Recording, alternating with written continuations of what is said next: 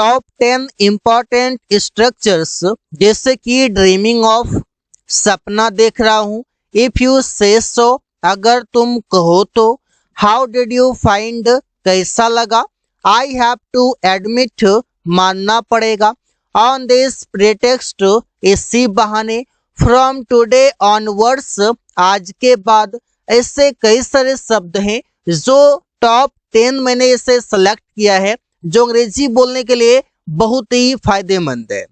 तो पहला शब्द है फ्रॉम टुडे ऑनवर्ड्स, और इसका मतलब है आज के बाद। इसका यूज करते हैं नो मोर इन फ्यूचर, मतलब कि अब नहीं, आगे, आगे से ये काम अब नहीं करेंगे, जो मैंने किया अब से मैं उसे स्टॉप कर दूंगा। अब इसे पार्ट 1 और पार्ट 2 में सेंटेंस को डिवाइड किया गया है। इसे फ्रॉम टुडे ऑनवर्ड्स होगा। इसके बाद पार्ट 2 में फ्यूचर सेंटेंस ओनली, मतलब सिर्फ फ्यूचर का सेंटेंस आएगा। इसमें subject, will, we one, object आएगा। अब एग्जाम्पल देखते हैं। आज के बाद मैं उससे बात नहीं करूंगा। तो आज के बाद मतलब मैंने उससे बात किया, मैंने उससे दोस्ती की, लेकिन अब वो मेरे लिए ही खतरा है, तो अब मैं आगे वो काम छोड़ दूंगा। अब मैं उससे बात नहीं करूंगा, नहीं मिलूंगा, ना तो उसके साथ कोई रहूंगा, ना उसके साथ कोई काम करूंगा। ऐसा आप सिचुएशनल इंग्लिश जैसा आप पढ़ेंगे तो वहां पर आपको समझ आएगा कि इन रियल कैसे सेंटेंस बनते हैं और कैसे सेंटेंस ऑन द स्पॉट बोल सकते हैं। तो from today onwards I will not talk to him. तो फ्रॉम टुडे ऑनवर्ड्स के बाद एक कॉमा लगा देंगे, इसके बाद सेंटेंस को कंप्लीट करेंगे। आज के बाद रवि बर्गर नहीं खाएगा, क्योंकि रवि बर्गर खाया तो उसका हेल्थ इशू हो गया। तो from today onwards Ravi will not eat burger. तो यहाँ पर आप इससे प्रयोग कर सकते हैं, आज के बाद मतलब फ्रॉम टुडे ऑनवर्ड्स। अगला शब्द है only that was what left to, मतलब बस यही बाकी था। आप बात बात में बोलते हैं बस यही बाकी था देखने को, बस यही बाकी था सुनने को, बस यही बाकी था करने को। तो वहां पर आप इसका प्रयोग करते हैं कि ये टू डू, कोई काम करना बाकी था, कोई काम करना रह गया था। इसमें भी पार्ट 1 और पार्ट 2 में सेंटेंस होंगे। जैसे only that was what left to, और लेफ्ट टू के बाद वी वन आएगा और ऑब्जेक्ट आएगा। बस यही बाकी था सुनने को, only that was what left to hear. यहाँ पर हियर का मतलब है सुनना, जो कि लेफ्ट के बाद टू वी वन आया हुआ है।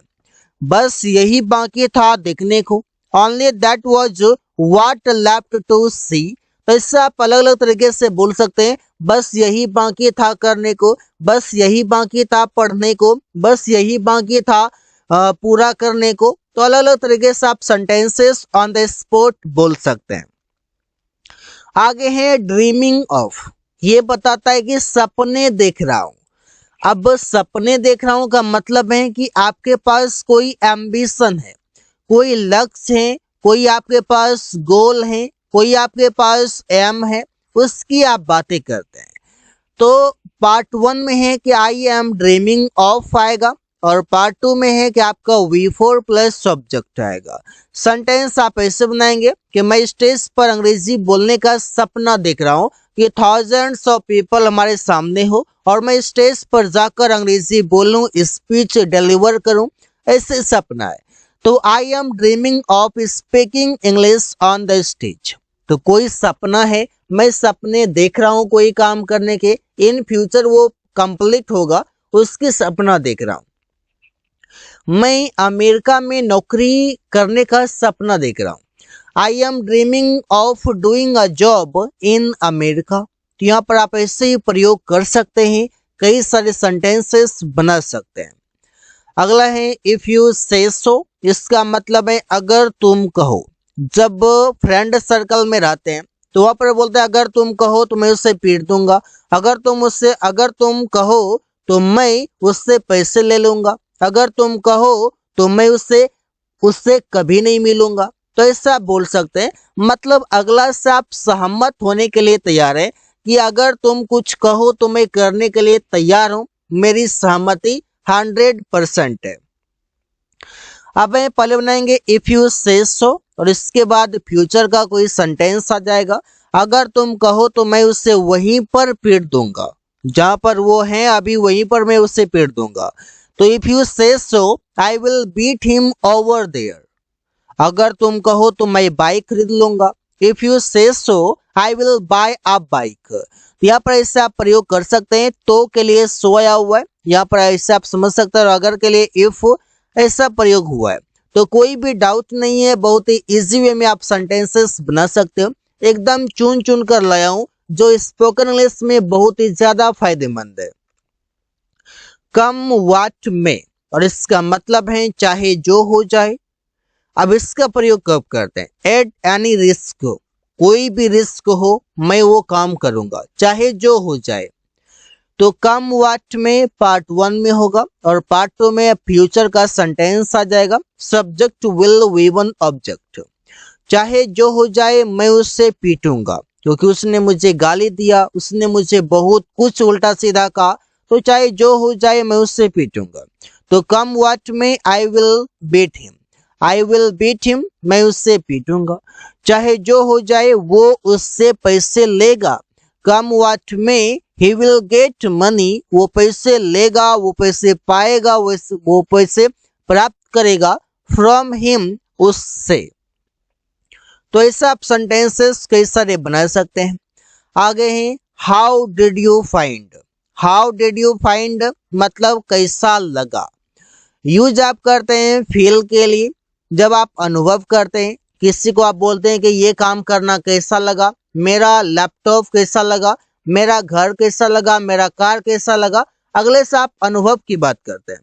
इसे पार्ट 1 में कि how did you find, how did you find, इसके बाद नाउन या प्रोनाउन आएगा। अगर कोई वर्ब आएगा तो टू के साथ वी वन आएगा। मेरा मोबाइल कैसा लगा, how did you find my mobile, मेरा मोबाइल कैसा लगा, तुमने कैसा अनुभव किया। वहां काम करना कैसा लगा, how did you find to work there. यहाँ पर ऐसा बोलते हैं कि वहां काम करना कैसा लगा। अगले से आप फील की बात करते हैं, अनुभव की बातें करते हैं, वहां पर प्रयोग करेंगे। It's okay even if late but, मतलब देर से ही सही। इसका प्रयोग करते हैं अग्री के लिए, जब आप सहमत होते हैं कि it's okay even if late but, इसके बाद कोई सेंटेंस आएगा। इससे एग्जांपल देखिए, देर से ही सही तुम अंग्रेजी सीख रहे हो, ये बहुत अच्छी बात है, देर से ही तुम अंग्रेजी सीख रहे हो। It's okay even if late but you are learning English, देर से ही सही उसने मुझे पैसे दिया। It's okay even if late but he gave me money. तो ऐसे आप सेंटेंसेस बना सकते हो, बहुत ही इजी है। आई हैव टू एडमिट, अब इसका मतलब है कि मानना पड़ेगा। इससे बात बात में बोलते ना, उसने इतना अच्छा परफॉर्म किया, मानना पड़ेगा। उसने इतना अच्छा अंग्रेजी में बोला, मानना पड़ेगा। तो इससे आप बोलते हैं, वहां पर आप सहमत होते हैं, किसी से आप अग्री होते हैं। तो आप पहले बनाते हैं आई हैव टू एडमिट, इसके बाद आप कॉमा लगाएंगे और इसके बाद कोई भी सेंटेंस लगा देंगे जैसा भी होगा। मानना पड़ेगा वो बहुत अच्छा बोलता है। I have to admit he is good at speaking, वो बोलने में बहुत अच्छा है। मानना पड़ेगा रमेश ने यह कर दिया।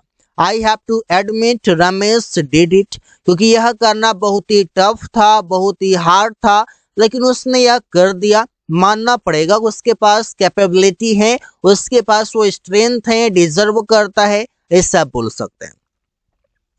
ऑन दिस प्रेटेक्स्ट, अब इसका मतलब है इसी बहाने। इससे जब आप कोई बहाना की बात करते हैं कि तुम जाओ तो किसी और काम के लिए, लेकिन दिखावा तुम किसी और चीज का कर रहे हो। इसे तुम तो जा रहे हो उससे मिलने के लिए, लेकिन उसी बहाने तुम उससे पैसे भी मांग लोगे। तो पार्ट 1 मतलब ऑन दिस प्रेटेक्स्ट, इसके बाद कॉमा, उसके बाद सेंटेंस आएगा। इसी बहाने तुम वहां उससे मिल सकते हो। इसी बहाने मतलब मिल सकते हो, जाने का कुछ और रीजन है लेकिन तुम उससे मिल सकते हो। On this pretext you can meet him there, इसी बहाने रवि उससे पैसे ले लेगा, मिलने तो जा रहा है लेकिन उससे पैसे ले लेगा। On this pretext Ravi will take money from him, take means लेना, टेक मनी मतलब पैसे लेना।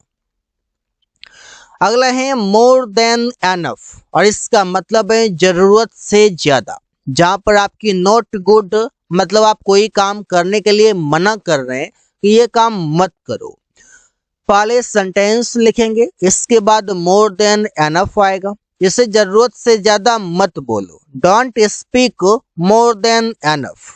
मोर देन एनफ मतलब जरूरत से ज्यादा, जरूरत से ज्यादा वहां मत जाओ। Don't go there more than enough, जरूरत से ज्यादा उससे मत मिलो, जरूरत से ज्यादा मत खाओ, जरूरत से ज्यादा मत पढ़ो। तो इससे आप बोल सकते हैं अलग अलग तरीके से। तो so guys, thanks for watching, that's all for today.